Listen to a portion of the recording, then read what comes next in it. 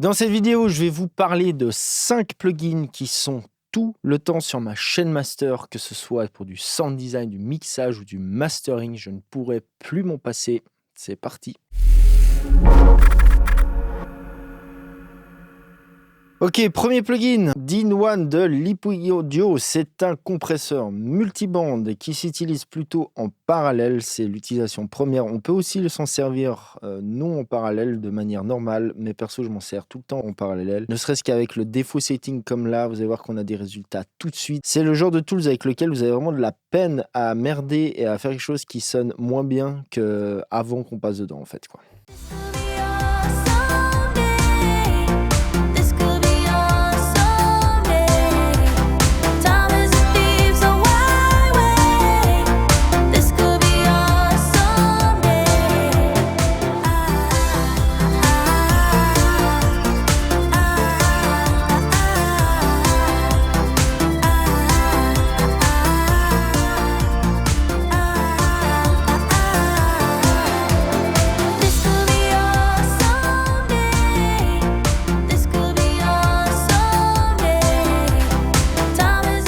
Ok, là, le Landais c'était matché en termes de LU en tout cas. Et vous avez vu qu'on gagne réellement en présence. C'est un super outil pour créer de la densité. Ça marche sincèrement sur tout. Là, je vous rentre pas dans les détails, mais on peut aller très loin en termes de réglage d'attaque, de release, etc., etc.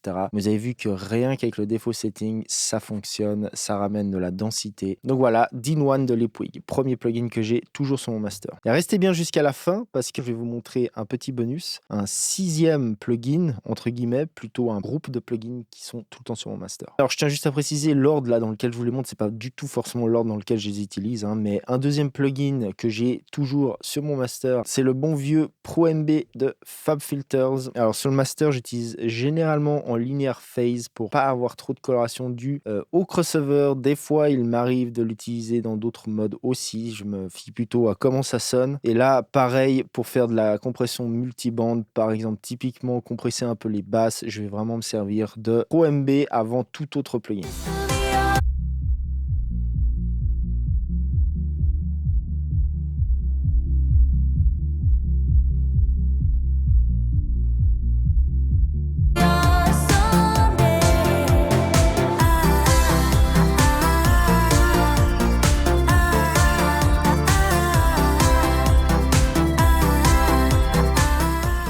Petit trick en passant, Pro MB, un super plugin pour faire de l'expansion, c'est-à-dire rajouter de la dynamique. J'adore faire ça dans les aigus ou médiums, ça dépend des cas. Ça marche toujours très bien. L'algorithme qu'il y a là-dessous s'adapte super bien, notamment pour tout ce qui est attaque et release. Il y a tout un processing intelligent sous Pro MB qui en fait, je pense, de nouveau à mon sens, un des meilleurs compresseurs et expandeurs multiband. Donc je vous montre un petit coup en mode expansion.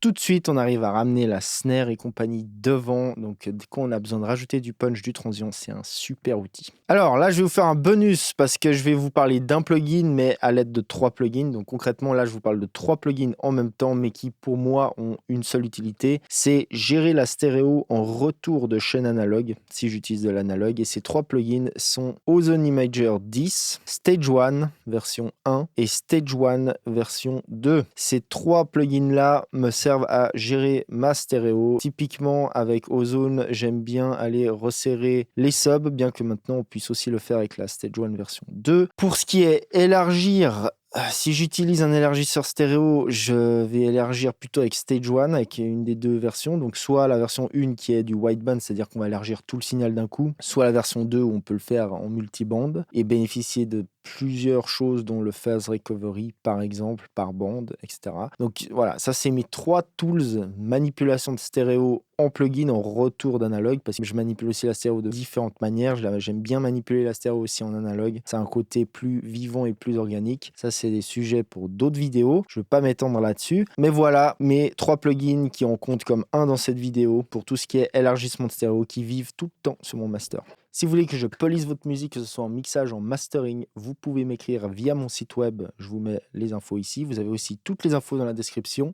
Et si vous souhaitez soutenir ces vidéos un peu plus et en même temps vous former à apprendre un tas de choses, vous pouvez aller checker, j'ai des formations online. Je vous mets tous les liens en dessous dans la description. Ensuite, on va parler de H, de Acoustica Audio. Donc si je dois faire du clipping sur un master, c'est avec ce plugin que je le fais 99% du temps. Je le fais aussi en analogue, je le fais aussi dans mes converters, je le fais de différentes manières, mais si je le fais avec du plugin, pour X ou Y raison, c'est ce plugin-là qui est sur mon master. H, c'est une émulation d'un tas de convertisseurs haut de gamme de mastering qui émulent donc le son du clipping à l'intérieur de ces convertisseurs. Un de mes algorithmes préférés, c'est le Platinum Maker. J'aime bien aussi le Onyx. Enfin, ça dépend des cas. Je vais en tester plusieurs. Par défaut, il est sur le Platinum Maker parce que c'est généralement celui que je préfère. Donc voilà, plugin de clipping H de Acoustica. Il est assez lourd en CPU selon comment on l'utilise, donc il va plutôt vivre sur mon master. Mais des fois, je vais aussi clipper des bus avec, etc., quoi. Mais ça, c'est sûr que voilà, sur mon master, comme clipper en plugin, ce sera H. Et dernier et cinquième plugin que je vais vous montrer, c'est Limitless. Pour parler un peu de limiter,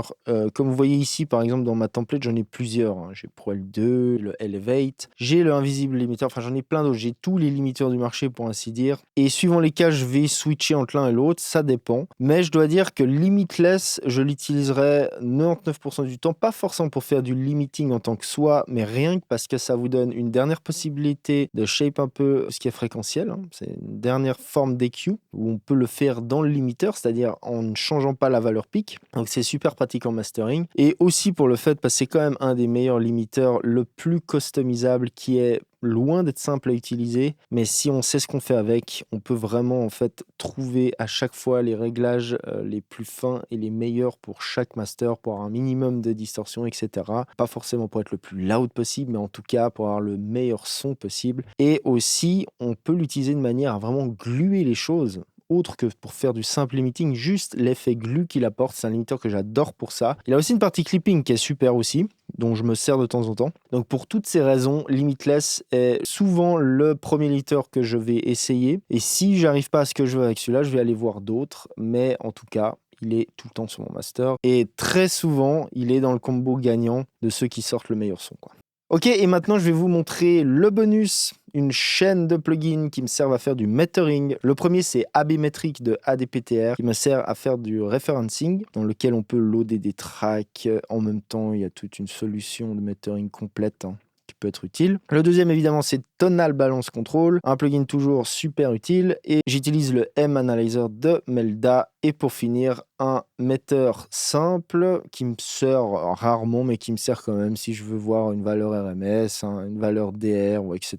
Ou un simple niveau pic. Si je fais par exemple des mesures en envoyant une sine dans ma chaîne analogue pour calibrer gauche-droite, etc. Donc voilà, c'était les plugins dont je ne peux pas me passer, qui sont tout le temps sur mon master. Si vous avez aimé cette vidéo, laissez un pouce en l'air, ça aide grandement à référencer les vidéos, à ce qu'elles marchent mieux. Abonnez-vous à ce channel, je le dis jamais assez, mais je le répète. Les gens, c'était Igor, je fais Srub Studio, je vous dis à plus, ciao.